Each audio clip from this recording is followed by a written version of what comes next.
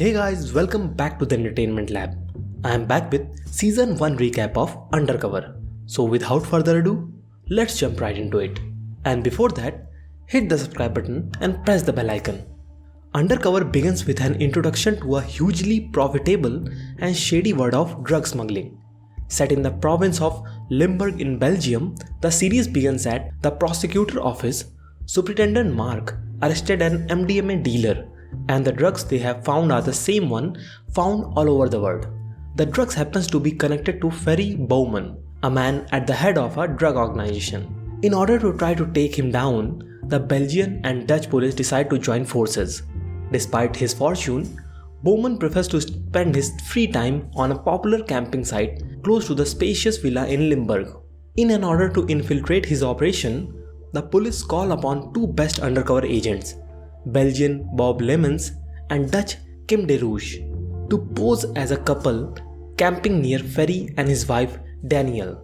Nick Jensen, the coordinator of the undercover operation, meets with Bob and Kim. He mentions a few Ferry's accomplices including John Zart, Jürgen Van Kamp and Remco Engels. 3 weeks have passed since Bob and Kim started their undercover operation, but so far they have nothing to report. They are now under more pressure to get information about Ferry and his accomplices, so they end up spending time with Jürgen and his family. Walter, the corrupt cop, explains to John and Ferry that the police knows about them because of the dealer that was arrested previously. Ferry and his new accomplice then meet, discussing how they need to be more careful now that the police is watching their operation. He also explains that Remco is missing, so he chooses Dennis to replace him at the lab, which doesn't go down well with Jürgen. Now Ferry and John meets with a new client, Gino Maldini, to discuss a drug deal. Meanwhile, Kim and Daniel then drink and bond while talking about each other's relationship. As they start to open up to one another, Ferry arrives and asks Kim questions about Bob's job. Kim explains that he imports precious stones but remains vague about the details, causing Ferry to become intrigued about what Bob does exactly. In the car park, a drunk Ferry beats up the man who stole their beers from the bar. Before he can do any lasting damage though, Bob comes to his rescue and brings him home. While Ferry and Daniel are distracted, Kim manages to steal Ferry's mobile phone and take pictures of the SIM cards. Bob and Kim then meets with Nick to give the pictures, but unfortunately, John is watching them from outside. At this point, Jürgen tells John he thinks Bob may be a cop, and John tells him he will check this with Walter. Now John then comes with a petrol can and pours it over Gino, threatening to ignite him. With the threat of being hurt alive, Gino finally reveals them a name, Bastian Gelrach. Upon receiving this news, they then ask for a meeting with him. However, just before they leave, he accidentally drops his lighter and Gino catches on fire. Meanwhile, at the police station, Mark intercepts text between the accomplices, which ultimately leads him to pesticide factory. And at the restaurant, Ferry sends a text about the delivery, which Mark intercepts. In a twist of fate, this happens to be the delivery to the same pesticide factory Mark is investigating, which is when we see Jürgen arriving. Jürgen loads barrel into a van while being watched by another agent, Ray Rogers. The barrel contains PMK, which is a key ingredient used to make MDMA. As they drive away with them, Mark orders him to arrest them. Now, Kim has an idea. She thinks if they let Jürgen out of prison, it will sow seed of doubt in Ferry's mind and make it look like he gave information in exchange for his release. That way, Ferry will need another person to trust, and that trusting person could be Bob. John then takes Jürgen to a slued place which Jürgen quickly clocks onto, insisting he never told anyone. As Jürgen walks away, John shoots him in the head. Meanwhile, the police with Walter finds Jürgen dead in the river. Daniel calls Kim to give her the bad news. His wife Sophia speaks to Walter. She mentions he had some problem with Bob. Now Bob reached Poland at the warehouse for a delivery and informed Nick about it. Bob and the trucker then finally leave the lab. Unfortunately, on their way back, they got stopped by the police, who quickly find the PMA inside. As they start to handcuff Bob, he realizes that they aren't actually real cops.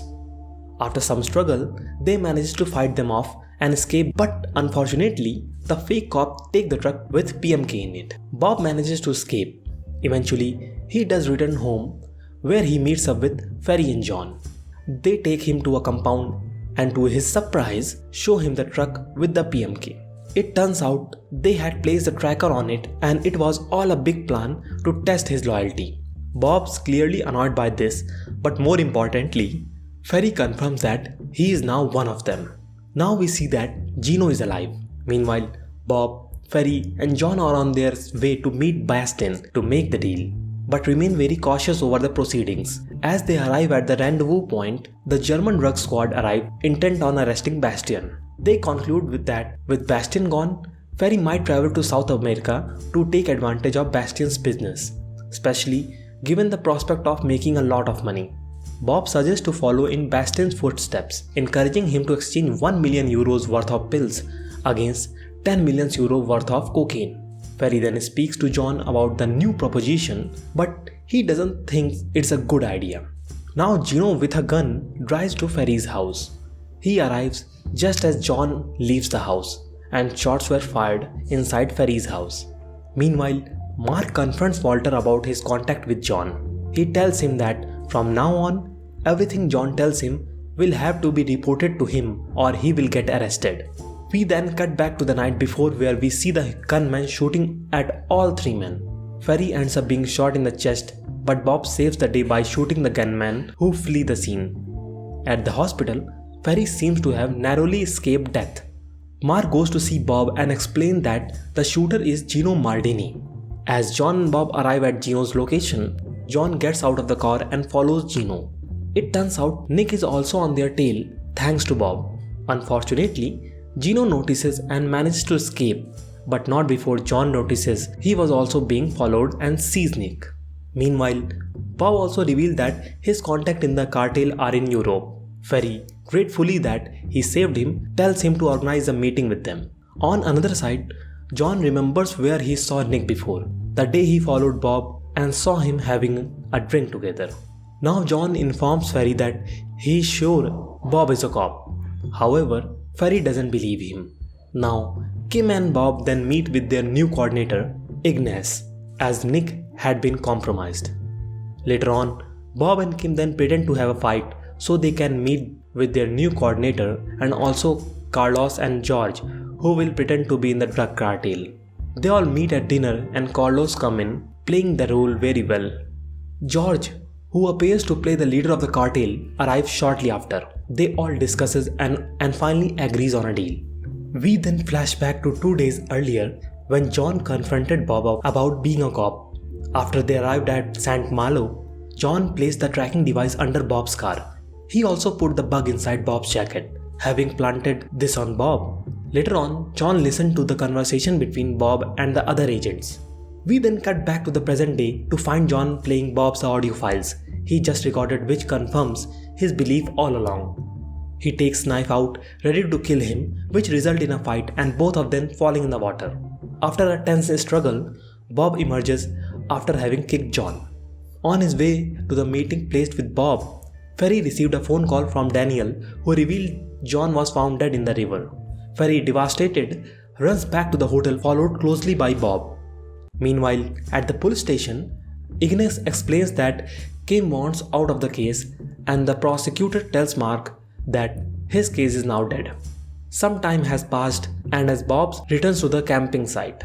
Later on, Bob reads the paper with headline showing that 2 bodies have been evacuated near the camping site. He finally admits what happened to John that night and tells her he knows how to bring back Ferry. Kim is reluctant at first, so he tells her about the bodies near the camping site, an Asian man and Remco. It turns out Remco was killed with same weapon as Jurgen. In Aruba, Ferry tells Daniel that they just received an invitation to Kim and Bob's wedding. Bob manages to convince Ferry, who agrees to it but only if he can come along too. Bob tells him he can't as he is getting married on, so Ferry tells him to either do it before or postpone the wedding. Back at the police station, the plan is well underway. As soon as Carlos sees the ecstasy, the officer will swoop in and arrest everyone at the wedding. John and Carlos then leave to go to the rendezvous point to meet Dennis. and another accomplice. However, it doesn't seem to go to plan as Dennis requests to see the cocaine first before they show the pills. The police begin to worry, especially since they need to see the pills before they can arrest everyone. Carlos then agrees to go with Dennis to a new location to show him the coke. Just as they're getting ready to make the deal, more men with guns appears and surround them. It looks like Dennis is double-crossing Ferry and intends to keep the drugs for himself. As they leave, the police follows them out and arrests them, intervening where Bob and Carlos are being kept. They start shooting and arresting everyone, but unfortunately, they still don't know where the tablets are. Before leaving, Bob manages to convince Dennis to tell him where they are hiding them. In exchange, he will make sure Ferry will never find him. As the wedding gets underway, the police speeds up to the location of the pills. Bob arrives back at the ceremony, meeting with Kim just in time for the ceremony. The police finally gets their hand on the pills, which leads to an entire police squad arriving at the wedding and arresting everyone. Hank Schaub, who gave John all the tracking devices, visits Ferry in prison. He explains who he is and tells him about the recordings John did while they were away in St. Malo, and that they are saved on a server. The night of John's death was recorded, so he plays that part to Ferry. The show ends up in a cliffhanger with Hank telling Ferry that it sounded like John's death wasn't accidental. Thank you very much for watching this video. If you like it, hit the like button, and for more such content like this, subscribe to our channel.